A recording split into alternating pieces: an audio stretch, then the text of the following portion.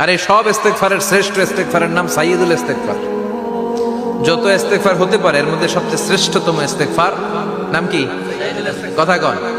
বুখারীর বর্ণনা, শাদ্দাদ ইবনে আউস রাদিয়াল্লাহু তাআলা আনহু বর্ণনা করেন, এই সাইয়্যিদুল ইস্তেগফার দিনের বেলা যে পড়বে ওই দিনে মারা গেলে সে জান্নাতি। এই সাইয়্যিদুল ইস্তেগফার রাতের বেলা যে পড়বে ওই রাতে যদি ইন্তেকাল হয় ওই লোকটা জান্নাতি। মুখস্থ আছে না?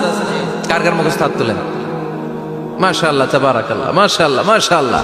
আর যাদের নাই তাদের হোমওয়ার্ক, তাদের আল্লাহুম্মা আনতা রাব্বি লা ইলাহা ইল্লা আনতা খালাকতানি ওয়া আনা আবদুক ওয়া আনা আলা আহদিকা ওয়া ওয়া'দিকা মাস্তাতা'তু আউযু বিকা মিন শাররি মা সানা'তু আবু'ু লাকা বিনি'মাতিকা আলাইয়া ওয়া আবু'ু লাকা বিযামবি ফাগফির লি ফাইন্নাহু লা ইয়াগফিরুদ যুনুবা ইল্লা আনতা।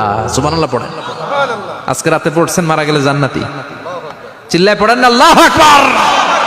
এজন্য বিশ্বনবী বলেন, আমার আগের গুনাহ মাফ, পরের গুনাহ মাফ, তারপরেও প্রতিদিন আমি 70 বার তওবা ইস্তেগফার পড়ি। আজকে থেকে পড়তে রাজি আছেন তো?